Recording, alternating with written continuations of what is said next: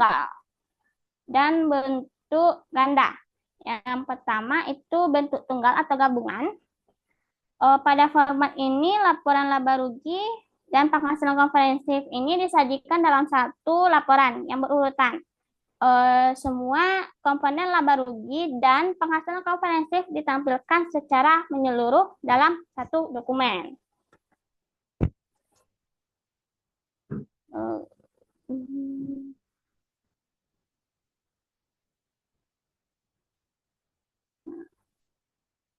Sedangkan bentuk ganda dalam laporan laba rugi dan penghasilan komprehensif disajikan dalam dua laporan terpisah. Laporan pertama menunjukkan laba rugi dan laporan kedua menyajikan penghasilan komprehensif lainnya.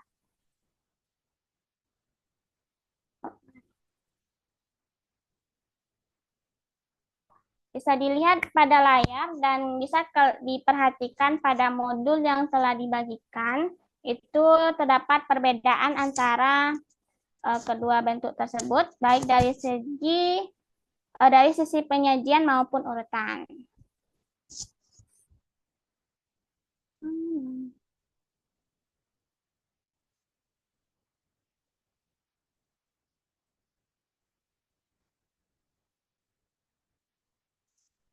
Sebelum kita lanjut ke pembahasan berikutnya, saya ingin dengar pendapat dan jawaban dari kalian dahulu.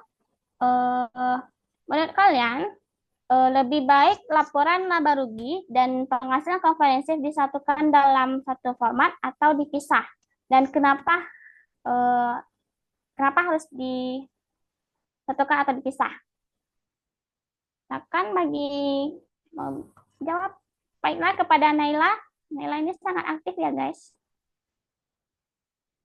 Terima kasih Ibu. Ya. Di sini keduanya punya kelebihan, Bu. Jika disatukan atau dalam bentuk tunggal, pembaca bisa melihat total kinerja dalam satu laporan. Tapi jika dipisah atau dalam bentuk ganda, informasi jadi lebih jelas dan berfokus pada laba operasional dan penghasilan komprehensif lainnya. Pemilihan tergantung pada kebutuhan pengguna laporan keuangan. Sekian, Bu. Oke, baik. Kepada Naila, kita kasih hapus untuk Naila. Selanjutnya, bagaimana dengan pendapat teman-teman yang lainnya? Apakah kalian setuju dengan jawaban dari Naila? Atau ada jawaban yang berbeda? Baik, kepada Salsabila, silakan untuk berpendapat.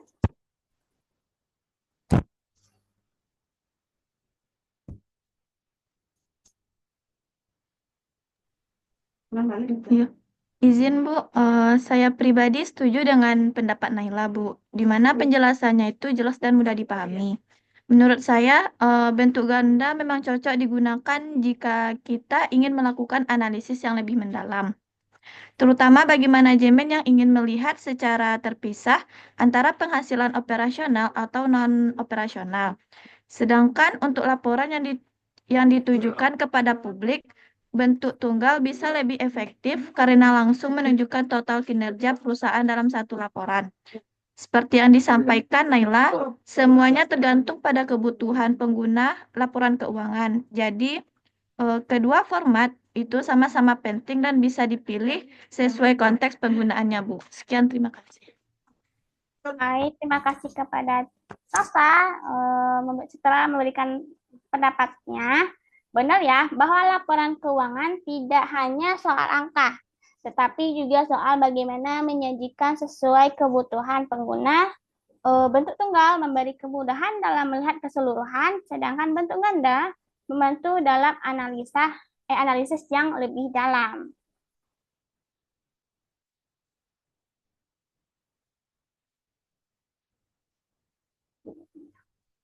Sekarang saya akan memberikan sebuah kasus untuk kita diskusikan bersama. Perhatikan baik-baik dan coba kalian pikirkan solusi atau analisanya. Di sini ada CV Abadi Jaya, adalah sebuah perusahaan dagang yang bergerak di bidang penjualan alat tulis kantor selama tulis kantor. Selama bulan Maret 2025, perusahaan mengalami penurunan keuntungan. Pemilik perusahaan merasa khawatir karena laporan keuangan belum disusun dengan benar. Ia meminta bantuan kamu untuk menyusun laporan laba rugi agar dapat diketahui bagaimana kondisi keuangan sebenarnya.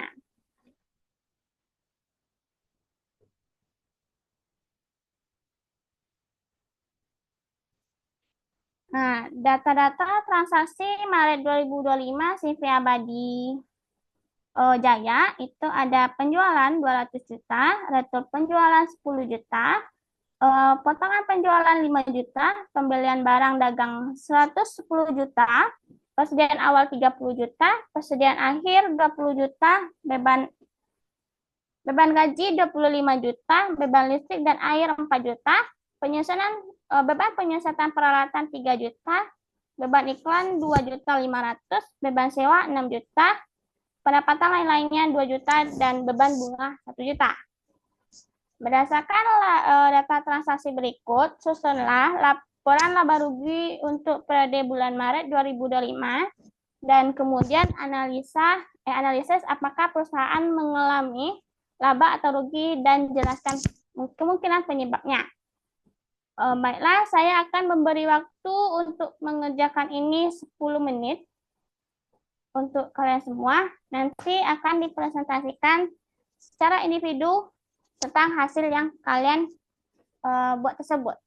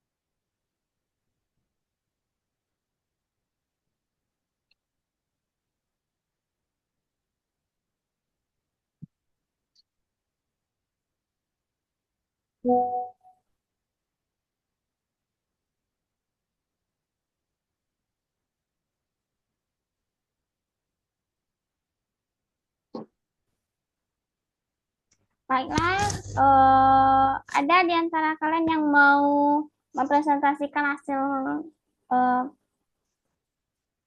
kasus tadi?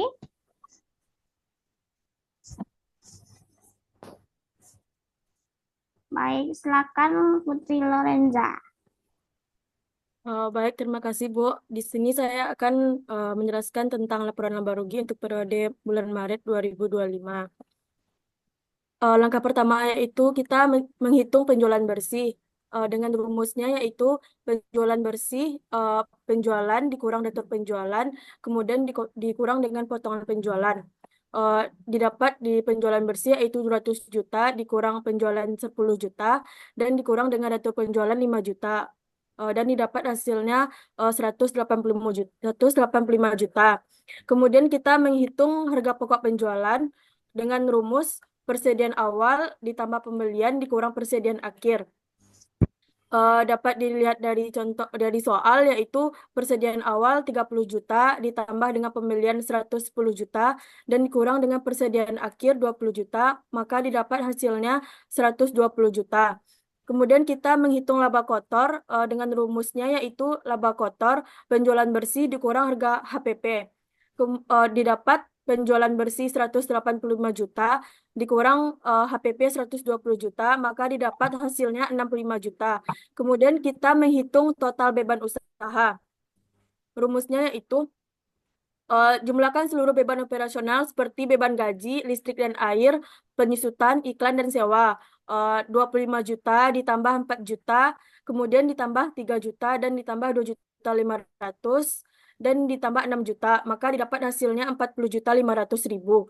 Kemudian kita menghitung laba usaha dengan rumusnya yaitu laba kotor dikurang total beban usaha. 65 juta dikurang 40.500 sama dengan 24.500. Kemudian kita menambahkan pendapatan atau beban lain-lain. Menambahkan pendapatan beban lain-lain dan kurangi dengan beban-beban lain seperti bunga. Rumusnya yaitu laba sebelum pajak sama dengan laba usaha ditambah pendapatan lain-lain dikurang beban lain-lain.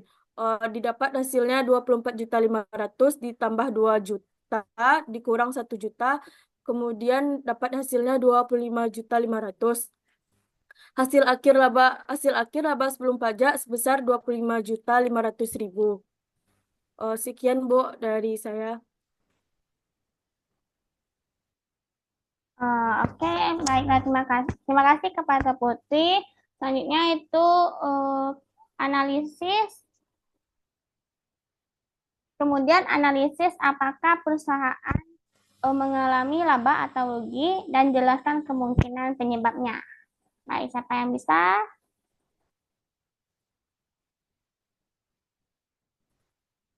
Salviani. Silakan.